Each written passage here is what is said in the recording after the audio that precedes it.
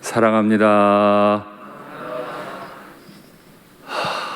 오늘 아침에 정부의 발표를 들으면서 어떤 생각이 드시던가요?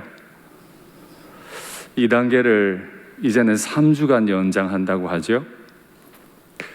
저는 2.5단계가 된다는 말도 많이 들었고 3단계로 격상된다는 말까지 들었었습니다. 그러다 보니 이 예배를 어떻게 하면 좋은가 정말 고민 많이 하고 기도했는데 2단계가 되었다고 하는데 3주간 연장한다고 하는데 왜 그렇게 감사가 되는지. 그런데 사실 감사할 일이 아닐 수 있잖아요. 우리 자녀들 1년째 교회 못 오고 있습니다. 너무너무 힘든 상황들이 이어져 가고 있는데도 2.5단계가 아닌 게 감사한 이런 상황입니다. 하나님의 뜻을 우리가 다 알지 못합니다. 그저 우리는 이 일들을 행하시는 하나님 앞에서 고요하게 겸손하게 엎드려 기도할 뿐입니다. 주님께서 우리를 불쌍히 여기시고 우리 자녀들을 불쌍히 여겨주시기를 간절히 바랍니다. 저는 지금 수주째 한 사람 고라가 악한 영향을 미쳐서 다단, 아비람, 온 이 사람들까지 다 죽게 되었고 더 나아가서 향로에서 나온 불이 250명을 불살랐고 14,700명이 전염병에 죽게 되는 엄청난 일들을 계속 이야기하고 있습니다. 아마 들으시는 여러분들도 마음에 불편함들이 있으실 줄 압니다. 전하는 저 역시 마음이 편하지 않습니다.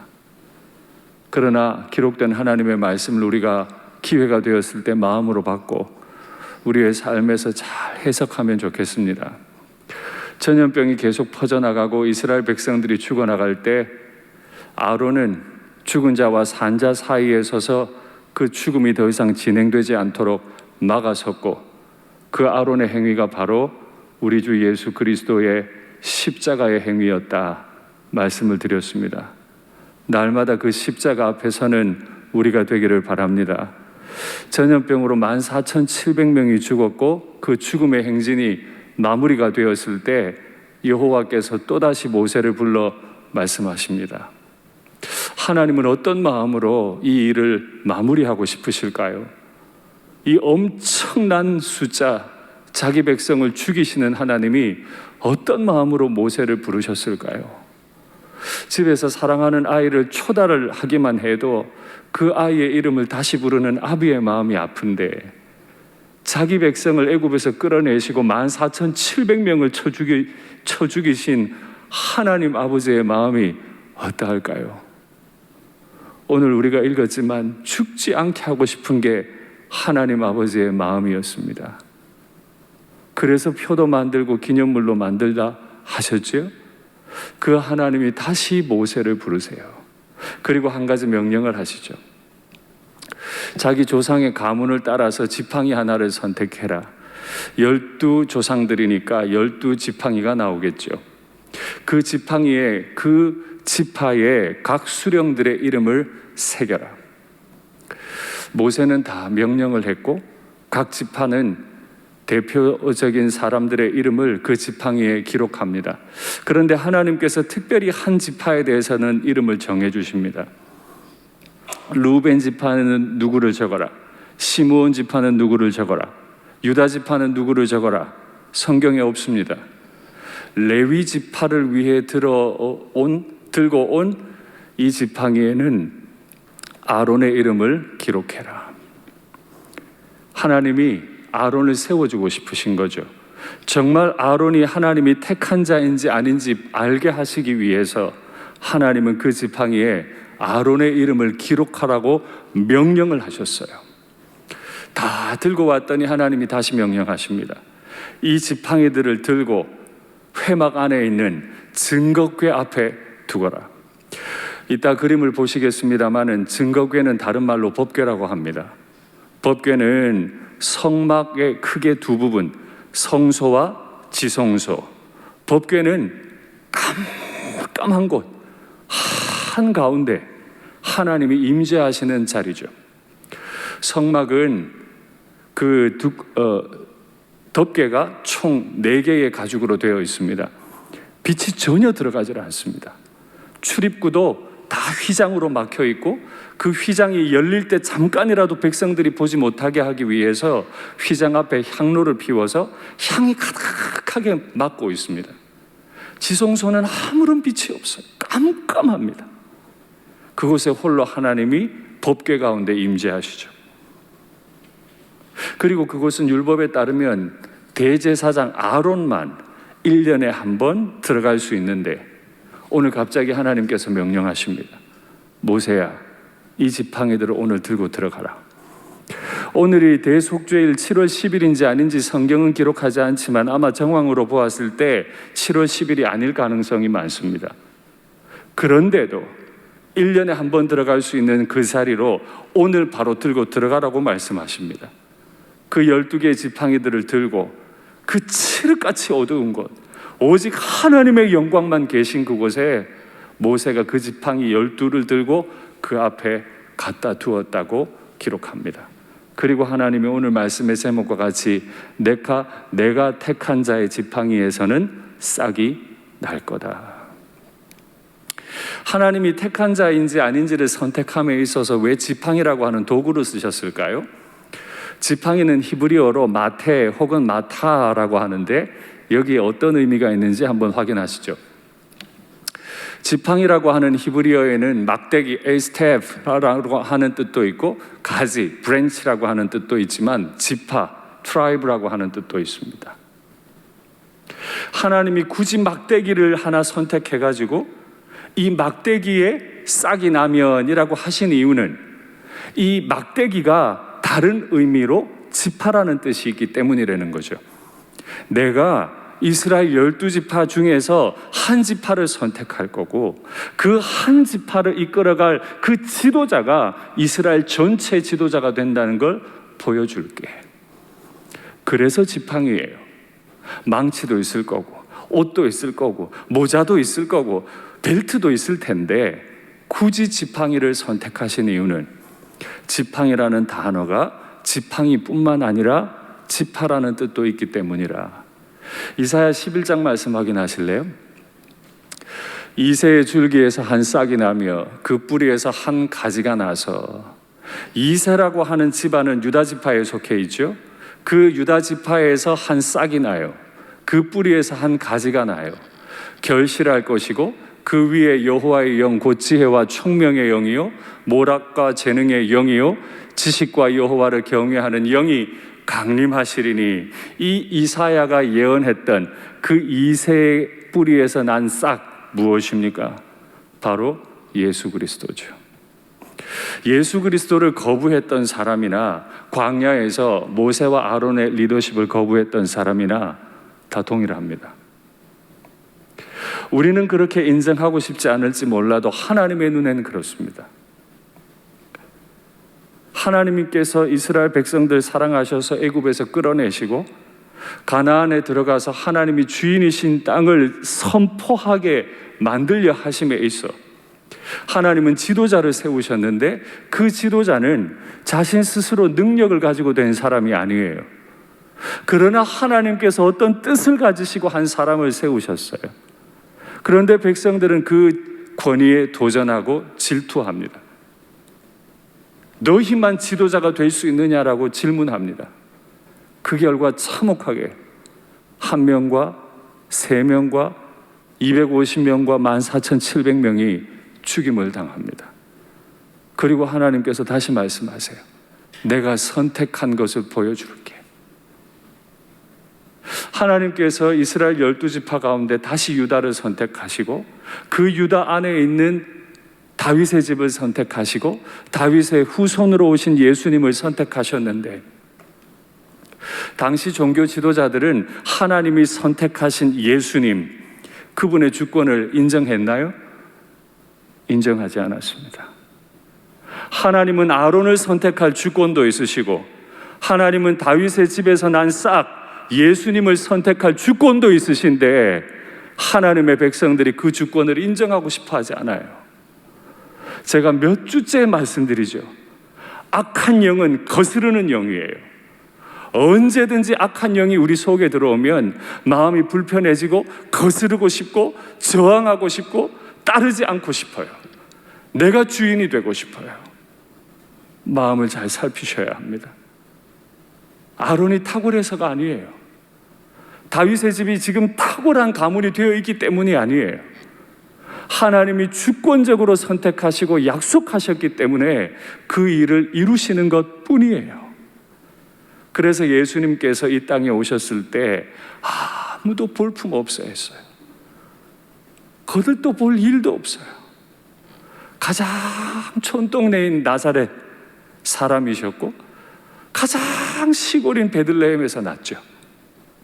아무도 그가 왕일 거라고, 하나님의 선택한 가지, 지팡이일 거라고 생각하지 못했어요. 그러나 하나님은 주권적인 역사로 예수님을 선택하신 것처럼 하나님은 주권적인 역사로 아론을 선택하셨죠. 7절에 보니까 모세가 그 지팡이들을 하나님의 증거궤 앞에 갖다 두었다. 이튿날 가보았는데 이스라엘 각 지파마다 지도자들의 이름이 다 적힌 12지팡이가 그 하나님의 칠흑같이 어두운 증거 장막 안에 있는데 가보니 아론의 이름이 적혀있는 레위 지파의 지팡이에 갑자기 우음이 돋고 순이 나고 꽃이 피고 살구 열매를 맺었더라. 여러분께 묻겠습니다. 지팡이는 죽은 나무인가요? 산 나무인가요?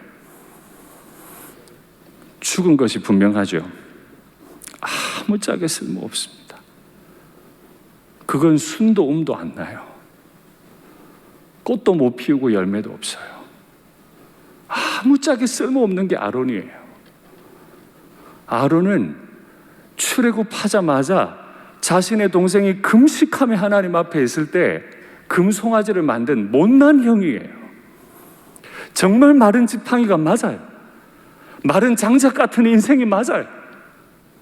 그러나 그를 선택하신 하나님의 주권이 그 마른 지팡이에서도 꽃이 피게 하시고 열매를 맺게 하신 줄 믿습니다. 이것이 하나님의 선택의 신비예요. 아론이 공부 열심히 해가지고 권위를 다 얻어가지고 그렇게 지도자가 된 게 아니에요. 부족하기 짝이 없는 마른 장작 같은 아론이지만 하나님의 주권적 선택에 의해 그는 지도자로 세워진 것뿐이에요. 그럼에도 하나님은 그에게 꽃이 피고 열매를 나게 하셨다면 우린 두려워해야 합니다. 우리의 마음에는 늘 지도자가 탁월하고 뭔가 자격이 있고 똑똑하고, 제가 우리 교회 부임할 때 참 많은 걸 요구하시더라고요. 그래서 제가 한번 부임한 이후에 물어봤어요. 장로님, 거기 보니까 외국어 실력까지 적으라고 되어 있던데 담임 목사가 외국어도 잘해야 되나 보죠? 제가 웃으며 질문한 적이 있어요. 이 시대 교회는 지도자들을 자격을 가지고 따져요. 하나님은 그렇게 일하시지 않아요. 지금 어쩔 수 없어서 총신대학교 신학대학원을 나왔느냐, 어느 교회에서 사역을 얼마나 했느냐, 누가 추천을 할 수 있느냐, 설교는 얼마나 잘하느냐, 그렇게 보면 일산교회 담임 목사, 이야, 대단한 사람입니다. 저는 기억은 못하겠어요. 몇 대 1이었는지 기억도 안 나요. 그런데 하여튼 100대 1은 넘었어요. 대단하죠, 저? 인정 좀 해주세요. 왜 부를 때 불러놓고. 저 대단한 사람이에요. 할렐루야. 그런데요, 하나님은 대단한 사람 쓰시는 게 아니에요. 마른 지팡이를 쓰세요. 마른 지팡이에 꽃이 피게 하시고 열매 나게 하시죠. 여러분께 질문하겠습니다. 산 나무를 죽이는 게 쉽겠습니까? 죽은 나무를 살리는 게 쉽겠습니까? 뻔한 거 아닙니까? 산 걸 죽이는 것보다 죽은 걸 살리는 게 더 어려워요. 하나님은 죽은 나무 같은 아론을 살리셔서 쓰시겠다고 당신의 주권을 보이셨어요. 그 앞에 이스라엘은 엎드려야 해요. 하나님이 지금 이걸 말씀하고 싶으신 거죠. 무슨 열매가 나왔다고요? 살구 열매. 하나님이요, 성경 가만히 읽어보면 살구 되게 좋아하세요. 선지서에도 살구 이야기 나오고 출애굽기에도 살구 이야기 나오는데, 살구 한번 보실래요? 그 출애굽기 25장 한번 확인하시죠. 너는 순금으로 등잔대를 처음 만들 때 제가 몇 번 보여드렸던 메노라 있죠? 금색 난 금촛대. 그 촛대 맨 윗부분이 살구꽃이에요. 그 밑판과 줄기와 잔과 꽃받침과 꽃을 한 덩어리로 연결하고 이쪽까지 기준을 두고 이쪽까지의 살구꽃 형상 잔셋, 이쪽에도 셋 있게 하여 등잔대에서 나온 가지 6, 가운데 하나 있고 나머지 셋, 일곱, 총 7개가 6을 갖게 할지며. 살구꽃이잖아요. 왜 아론의 죽어버린 그 지팡이에서 살구 열매가 나게 하시고, 이스라엘의 하나님 앞에 매번 올렸던 진설병, 그 진설병의 이름은 얼굴들의 떡. 12지파가 이렇게 얼굴 내밀고 하나님 보고 있으면 하나님이 살구꽃 등잔대에서 빛을 계속 비추어 주시는데 왜 살구꽃일까요? 여러분, 제가 꽃 하나 보여드릴 테니까 이게 뭔지 한번 맞춰보세요.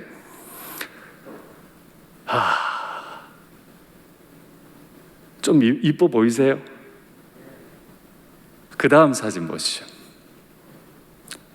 어디서 본 것 같으세요?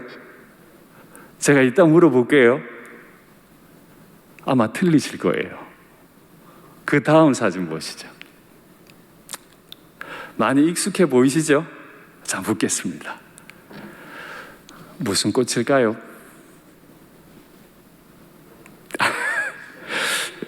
뭔가 함정이 있는 것 같은데 무슨 꽃일까요? 저걸 매화라고 해야 돼, 벚꽃이라고 해야 돼, 설교의 흐름 보면 살구 같기도 하고. 뭘 것 같으세요? 예, 살구라고 대답하시겠지만 살구 아닙니다. 매화도 아니고 벚꽃도 아닙니다. 제가 말씀드렸잖아요. 다 틀리실 거라고.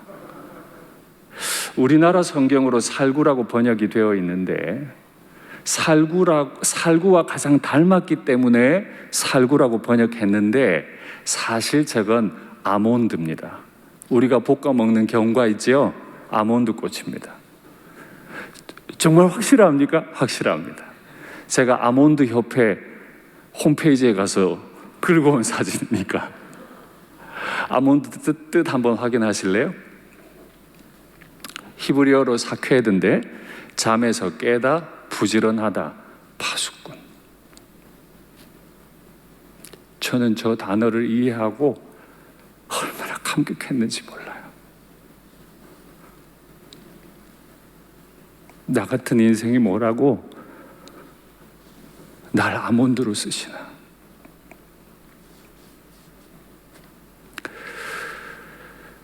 하나님이 이스라엘 백성들에게 12지팡이를 다 돌려주라 그래요. 각자가 그 지팡이를 잡아들었겠죠? 오늘 본문에 보니까 각각 그 지팡이를 들었다 그래요. 너도 아니야, 너도 아니야, 너도 아니고 너도 아니야. 내가 선택한 사람은 이 말라버린 아론인데 내가 여기를 살구나무로 만들 거야. 아몬드로 만들 건데 아몬드의 뜻이 뭐라고요? 잠이 깨요. 부지런하게 쫓아다니고 파수꾼 역할을 해요. 그리고 하나님이 아론을 딱 드러내신 다음에 모세야, 이거 다시 증거의 장막 안에 갖다 둬라. 내 앞에도. 증거의 장막이라 그랬죠? 회막의 다른 이름이 증거의 장막, A tent of testimony. 하나님이 거기 증인 되시는 장막이에요. 하나님이 이스라엘 백성은 내 거야, 하나님이 증인 되셔서 서 있는 법정이에요. 12 갖다 두라 그랬다가 11 빼고 하나를 탁 두시는데 그 증거궤가 어디 있는지 알고 계시지만 한번 확인하실래요? 앞에 금촛대가 보이시나요? 그리고 그 앞에 진설병 12개를 올려두는 떡상이 있고 또 오른쪽으로 조금만 더 가면 제가 말씀드렸던 향단이 있습니다. 저기서 향이 계속 피워져요. 휘장을 걷고 들어가면 지금 저기는 밝게 표시가 되어 있지만 덮개가 사중으로 되어 있고 널판지로 막아놨기 때문에 깜깜한 곳입니다. 그 법궤 바로 앞에 빨간색으로 표시해두고 파란색 눕혀놨죠. 저걸 지금 지팡이라고 저 위치에 뒀다는 뜻입니다. 하나님 법궤는 하나님이 임재하시는 자리, 하나님이 증인으로 딱 임재하시는 자리인데 이스라엘 백성들이 접근해 올 때 그 앞에 지팡이를 두시는 거예요. 무슨 뜻이죠? 깜깜한 자리로 이스라엘 백성들이 나아올 때 얘가 내가 선택한 사람이야. 아론은 마른 지팡이 같아. 죽은 놈이야. 아무런 권위도 없고 능력도 없어. 그러나 내가 내 앞에 세운 내 종이다. 다른 입장에서 한번 볼까요? 이스라엘 백성들아, 결코 아론 넘어서 오면 안 돼. 하나님은 아론의 파수꾼이 되어주시고 아론은 하나님의 법궤의 파수꾼이 되는 거죠. 이 질서가 넘어지면 안 됩니다. 그래서 하나님이 그 다음에 말씀하시잖아요. 그래서 불순종한 자들에게 표징이 되게 해라. 지난주에도 표징이 된 일이 있죠. 향로 250명, 향로를 들고 선 250명의 그 향로에서 불이 나와서 하나님의 불이 그 사람들을 태우고 있는 중에 아론의 아들 엘르아셀에게 명령해서 그 불구덩이 속에서 향로 가져와. 아마 열이 막 가해졌으니까 향로가 녹아내리고 있을지도 모르죠. 그 향로를 두들겨 가지고 철판을 넓게 만들고 제단을 다 쌓아. 절대 반역하지 못하도록 표징으로 만들어라. 오늘 두 번째 표징을 주세요. 아론의 쌍난 지팡이가 반역한 자들에게 주는 두 번째 표징이다. 첫 번째 표징이 어떻게 생겼어요? 250명을 불태워 죽임으로 생겼어요. 두 번째 표징에는 사람이 죽어나가지 않을까요? 그래서 이스라엘 백성들이 막 외치기 시작합니다. 우리가 죽게 되었습니다. 우리가 망하게 되었습니다. 우리가 다 망하게 되었습니다. 3번을 반복하는데 점칭법을 쓰죠. 큰일 났다는 거예요. 하나님이 처음 표징 만드실 때도 250명을 죽이시고 표징을 만들었는데 이제 이 지팡이를 가지고 표징을 세우시니 하나님, 우리는 이제 죽었습니다. 망하게 됐습니다. 다 망하게 됐습니다. 여호와 앞에 가면 우리 다 죽는 거 맞습니까? 라고 질문하면서 오늘 본문이 끝이 납니다. 오늘 본문 가만히 보면 이 표징은 너희를 위한 것, 아론을 위한 것인데 또 하나요. 이 표징은 이스라엘 백성들이 죽지 않게 하기 위한 것이다. 제가 민수기 강의 시작하면서 끝날 때까지 잊지 말라고 한 거 하나 있죠. 그게 뭐죠? 하나님의 구름은 떠나시지 않는다. 이스라엘은 반역해도 하나님은 이스라엘 안 버리세요. 끝까지 데리고 가나안 가세요. 그러나 하나님이 세우신 주권에 도전하면 그는 가나안을 못 본 백성이 되고 말아요. 구원을 받았더라도 불 가운데서 건져낸 죄밖에 남지 않은 부끄러운 구원이 되고 말아요. 그러니 오늘 이 두 가지 표징 앞에서 우리는 겸손히 반응해야 합니다. 얼마든 나도 주권이 있는 것 같고 나도 말하고 싶죠. 그럴 때 우리는 잠잠해야 돼요. 마른 장작이 아니라서가 아니라 마른 장작에 꽃이 피고 열매를 맺게 하시고 그 부족한 인생을 하나님의 파수꾼으로 세우시는 하나님의 주권적 섭리 앞에서 두려워해야 돼요. 그게 구름 아래를 살아가는 백성들의 삶의 원리이자 교회의 원리예요. 여러분 준비되셨어요? 마음대로 말하고 싶으시고 이게 옳은 거다 주장하고 싶지 않으세요? 그러고 싶으실 때 엎드려 기도하셔야죠. 주권적인 섭리를 하고 계신 그분께 엎드려 간절히 기도해야죠. 그러면 마른 장작에서 꽃 피고 열매 맺게 하실 하나님이 그 기도를 들으시지 않겠습니까? 요나서 마지막에 질문을 하죠. 내가 이 백성을 아끼지 않겠니? 요나가 대답해야 합니다. 우리가 대답해야 돼요. 이스라엘 백성들이 질문합니다. 다 죽지 않겠습니까? 다른 말로 하면 어떻게 하면 살겠습니까? 하나님이 이제 대답하시겠죠. 뭐라 하실까요? 말씀을 맺겠습니다. 하나님이 증인 되신 삶을 사십시오. 하나님이 증거 장막 안에서 내 말, 내 생각, 내 행동에 증인이 되실 수 있는 삶을 사십시오. 시편 2편에 보면 아주 두려운 이야기가 하나 나옵니다. 시편 2편 확인하시죠. 세상의 군관들이 나서며 관원들이 서로 꾀하여 여호와와 그의 기름 부음 받은 자를 대적하며 우리가 그들의 맨 것을 끊고 그의 결박을 끊어버리자 하는도다. 하늘에 계신 이가 웃으시며 주께서 그들을 비웃으시리로다.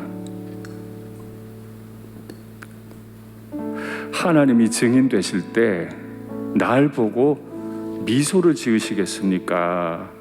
날 보고 비웃으시겠습니까?